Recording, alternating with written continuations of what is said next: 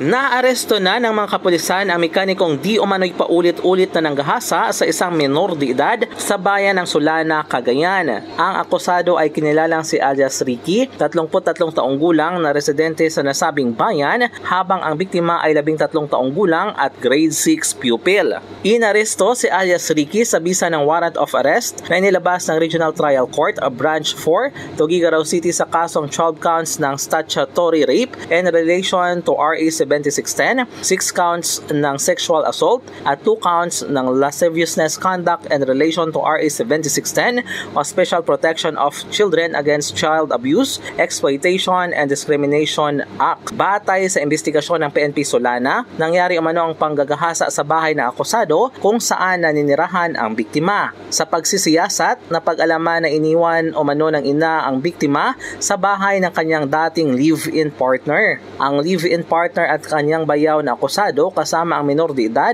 na biktima ay magkakasama sa iisang bahay. Taong 2021 pa umano ginawa ang pang-aabuso at November 2023 noong umalis ang dalagita sa bahay ng akusado at pumunta sa bahay ng kanyang tiyuhin. Dito napansin di umano ng kanyang mga pinsan at tiyuhin ang kakaibang galaw ng biktima na natutulala at umiiyak. Sa kanilang pagtatanong ay inamin ng biktima ang pang-aabusong ginawa sa kanya ng akusado. Agad namang umanong sinamahan ng kanyang tiyuhin at mga pinsan ang biktima sa pulisya at sinampahan ng kaso si alias Ricky. Sa ngayon ay nananatili ang akusado sa himpilan ng PNP Solana para sa kaukulang disposisyon. Wala namang inirekomendang piyansa sa kanyang kasong statutory rape, habang 200,000 pesos naman ang inilaang piyansa sa bawat bilang ng kasong sexual assault at 180,000 pesos at 200,000 pesos naman sa kasong 2 counts ng lasciviousness conduct. Mula dito sa Cagayan, MJ de la Cruz para sa Radyo Alternatibo,